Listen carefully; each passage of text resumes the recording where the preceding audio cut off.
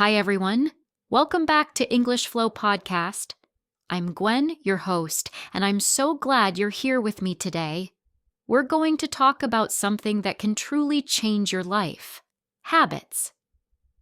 Habits might seem like small, everyday actions, but they have the power to shape who we are and how we live. Whether it's something as simple as drinking water in the morning or reading a book before bed, these little routines add up over time and make a big difference. So, what makes habits so powerful?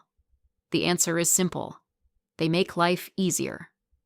When something becomes a habit, you don't have to decide to do it. It just happens.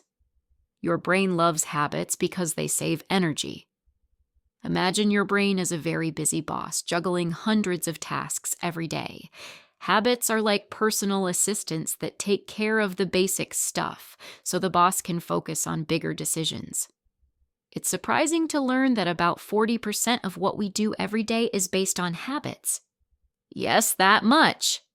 This comes from a study by Duke University, and it shows just how much of our lives run on autopilot. The best part?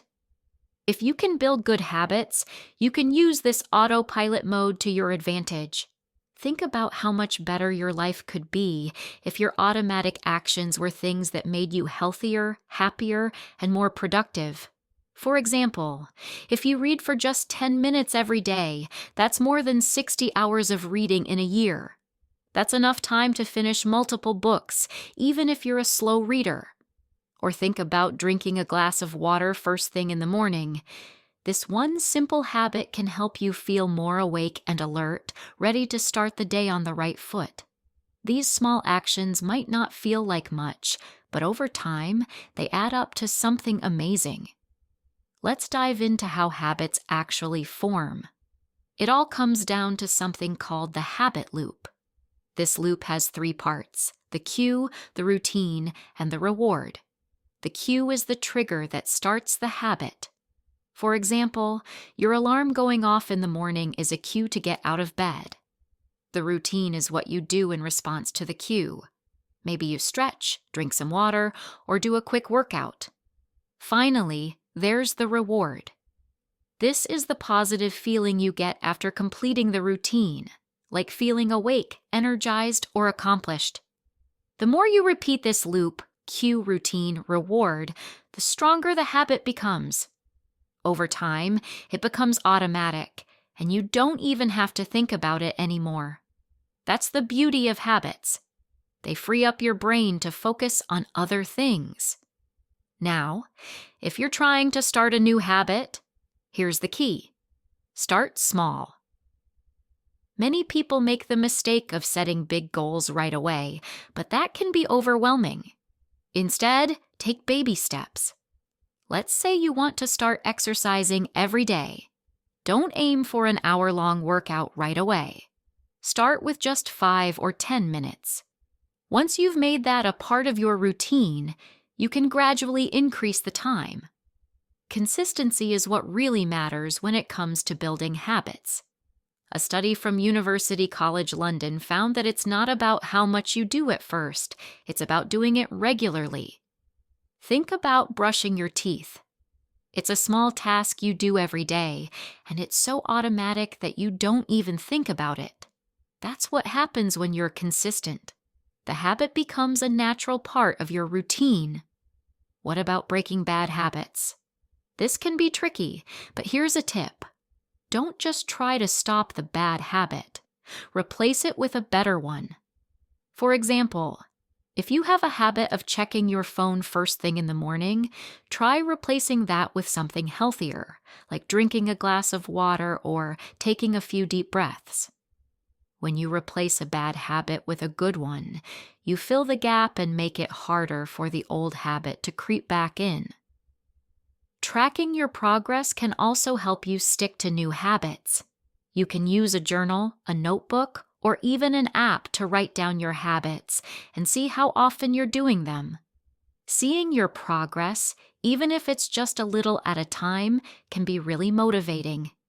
In fact, Harvard researchers Teresa Amabile and Stephen Kramer found that tracking progress helps people stay motivated because it shows them that their efforts are paying off. It's like a little reminder that you're moving in the right direction. Another way to stay motivated is to reward yourself. Rewards give you something to look forward to and help you feel good about sticking to your habit. For example, if you manage to stick to a habit for 30 days, treat yourself to something special.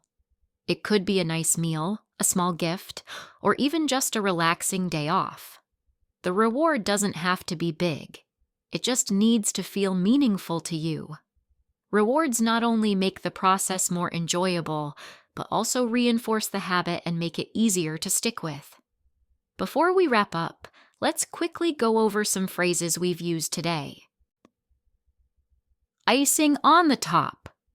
This means something extra or special that makes a good situation even better. For example, the surprise party was great, but the cake was the icing on the top. Get the hang of something. This means to learn how to do something well after some practice.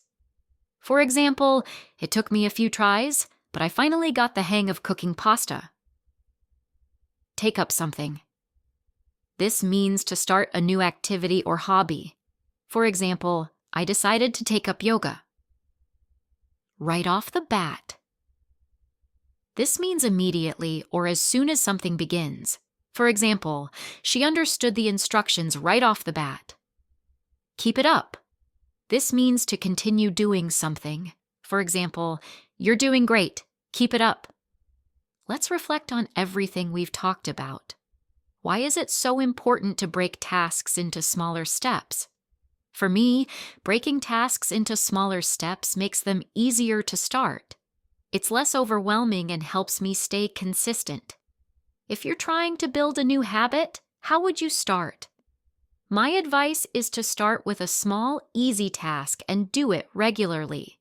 It doesn't have to be perfect, just focus on showing up every day. Remember, small habits can lead to big changes. It's all about starting small, staying consistent, and replacing bad habits with better ones. I'm going to commit to reading for 10 minutes every day. What about you? What's one habit you want to start today? Thank you so much for listening to English Flow Podcast. I hope you feel inspired to work on your habits and make positive changes in your life. I'm Gwen, and I'll see you next time.